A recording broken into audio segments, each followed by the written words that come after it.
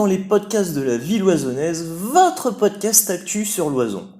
Aujourd'hui, dans ce 17e épisode, nous poursuivons notre série estivale de podcasts pour vous présenter les associations sportives et culturelles de l'Oison. Aujourd'hui, je reçois Madame Denise Duquesne, présidente des Petites Mains Loisonnaises. Denise Duquesne, bonjour. Bonjour. Qu'est-ce que l'association des Petites Mains? Les petites mains sont une réunion de dames de différents âges, de différentes cultures également, qui se réunissent dans le but de coudre ou d'apprendre à coudre et de passer un bon moment ensemble. Depuis quand les Petites Mains existent-elles? Les petites mains existent depuis novembre 2014. Où et quand vous réunissez-vous? Alors, nous nous réunissons le lundi, le mercredi et 3 samedis sur 4 à la salle Zita Sénéchal de 14h à 17h. Que faites-vous lors de vos séances? Alors, nous avons des projets collectifs et nous faisons partager les unes les autres de nos projets. Combien de membres comptez-vous?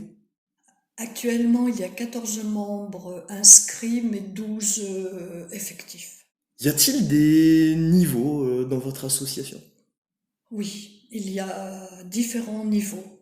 Il y a vraiment des débutantes qui savent à peine enfiler une machine, et il y a quand même des gens qui savent coudre, qui savent réaliser des choses. Mais nous avons aussi un chef qui nous apprend, qui est Nathalie, et qui nous apprend à poser les patrons, à coudre, à découdre, à recommencer. Voilà, tous les niveaux sont permis.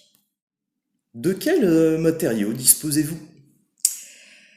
Nous avons la chance d'avoir pas mal de matériel.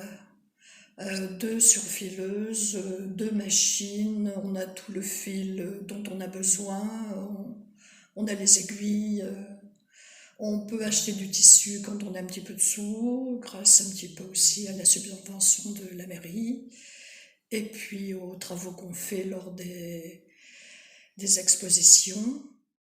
Dans quels matériaux doit-on investir? Comme nous disposons de machines, il n'est pas vraiment indispensable d'avoir une machine, mais c'est quand même préférable, parce que c'est comme son stylo, la machine, ça ne se prête pas. Mais le minimum, ce sont des bons ciseaux à tissu, une paire de ciseaux crantés, et puis au départ, pour les néophytes, un morceau de tissu pour voir un petit peu comment elles peuvent s'y prendre avec la machine. Organisez-vous, participez-vous à des grands événements?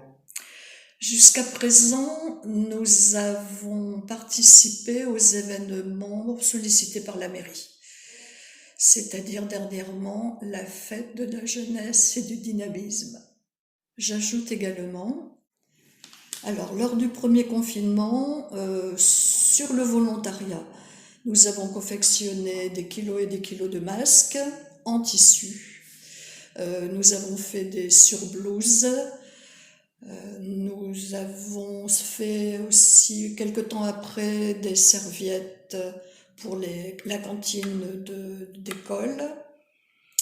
Et dernièrement, pour la fête des écoles Matisse, des super capes réalisées surtout par Nathalie, notre chef couture, pour la fête des écoles.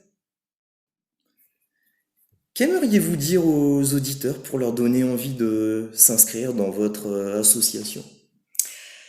Alors que la porte est grande ouverte, il faut venir voir, parce qu'il n'y a que comme ça que vous saurez. Les néophytes sont bienvenus, mais il faut qu'elles aient vraiment de la bonne volonté. Mais une couturière expérimentée serait la bienvenue également, parce que notre Nathalie, elle n'est pas Superman, donc elle serait contente aussi d'avoir un petit peu d'aide. Denise Duquesne, merci pour cette interview. Et mais c'est moi qui vous remercie.